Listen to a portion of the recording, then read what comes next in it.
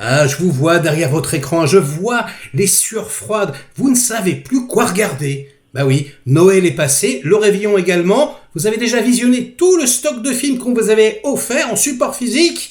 Eh bien, rassurez-vous, je viens vous tirer de la panade. J'ai sorti ma petite pelle et j'ai déterré pour vous un trésor absolument exceptionnel. 9,3 sur IMDb. C'est un drama coréen. Ça s'appelle Le Jeu de la Mort. Ça n'a rien à voir avec le Bruce Lee et c'est juste une dinguerie.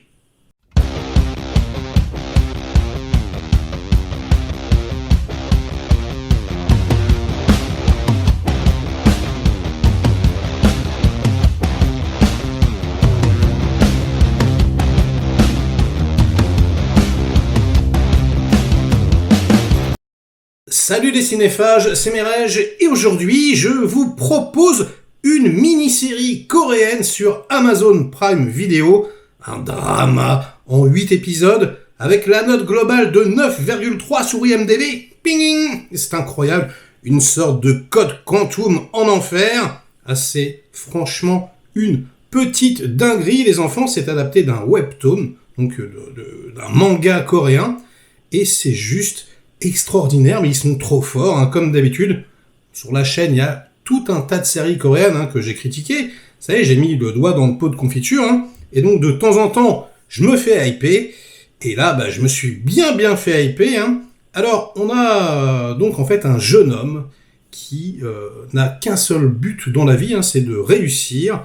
Voilà, il veut trouver un métier, il veut épouser sa femme, sa chérie qu'il aime, et puis donc il veut une petite vie bien tranquille, sauf que il lui arrive quelque chose, au tout début, alors c'est un mini spoil, mais vous en faites pas, voilà, il lui arrive quelque chose au début du premier épisode, voilà, il y a quelqu'un qui se fait renverser devant lui, et c'est au moment où il a un entretien d'embauche.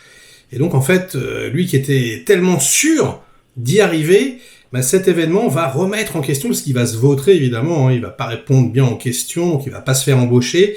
Et en fait, ce petit événement va déclencher une sorte de réaction en chaîne qui va aboutir un petit peu à la galère quotidienne de ce personnage. Pendant 7 ans, il va galérer de petit boulot en petit boulot. Les relations avec sa mère, avec sa chérie vont s'envenimer. Là, on va le foutre dehors. Bref, il va se retrouver avec toutes ses affaires sur le trottoir. Et n'y tenant plus, eh bien, il se jette du haut d'un immeuble, il se suicide.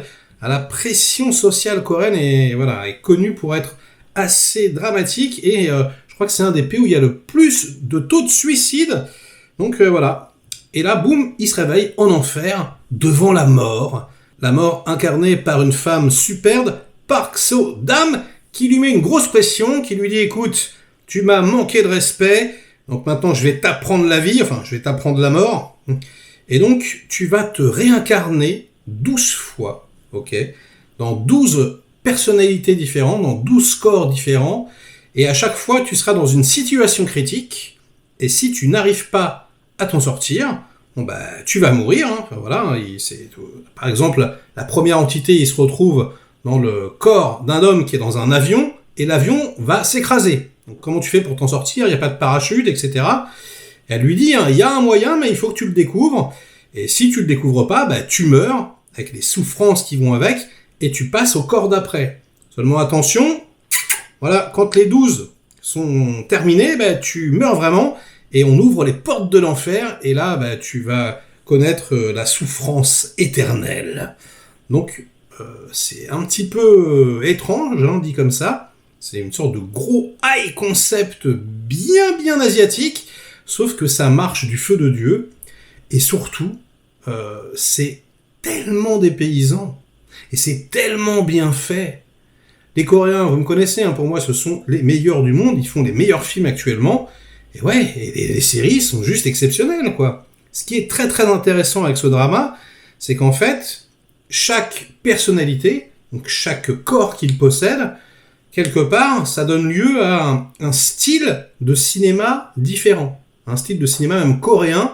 Donc on va avoir de la comédie dramatique, on va avoir du polar, on va avoir un film de gangster, on va avoir de l'action à gogo, mais genre un truc de dingue avec des poursuites à moto et des plans à la Matrix 2 qui passent sous les camtars, etc.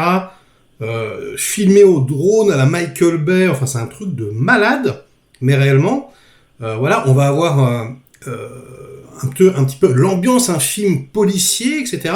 On va même avoir, et on passe vraiment d'un style à l'autre, de la comédie romantique, etc.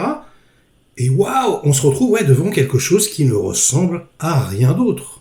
Code Quantum, bon, c'était de la comédie, quelque part. C'est vrai qu'il y avait des épisodes plus ou moins intéressants, mais on changeait pas radicalement de style. Parfois oui, mais là c'est radical, les enfants. Et quand on épouse le style, on va jusqu'au bout. Hein. Il y a un épisode Serial Killer, par exemple, c'est à base de tronçonneuses, de sang qui gicle, enfin, c'est complètement dingo.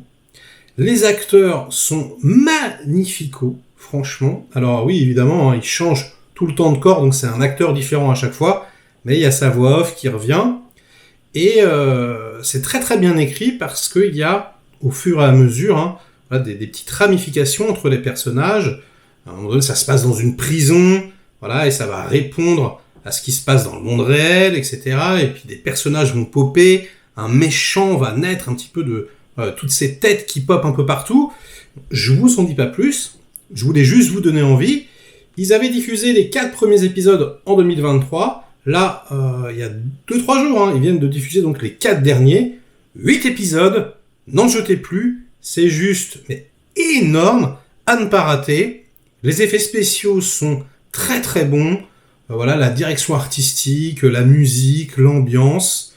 Je dirais que les 4 derniers sont peut-être un petit peu moins forts que les 4 premiers. Il y a une morale peut-être finale qui est peut-être un peu lourde si je voulais critiquer. Mais franchement, je chipote parce que c'est quand même très très bien. Et ouais, c'est émouvant. Certains épisodes sont palpitants. Voilà, on est comme d'habitude chez les Coréens complètement baldingué de gauche à droite. On sait pas trop sur quoi on va tomber. C'est franchement excellent. Donc, jetez-vous dessus, j'ai envie de vous dire. C'est sur Amazon. Et sur ces bonnes paroles, ce sera la fin de cette vidéo. J'espère que je vous aurai donné envie de découvrir le bousin. Likez si c'est le cas, délikez sinon. Inondez-moi de commentaires comme d'habitude pour faire marcher le petit robot YouTube. Et nous, on se retrouve très vite pour de prochaines aventures. Ciao!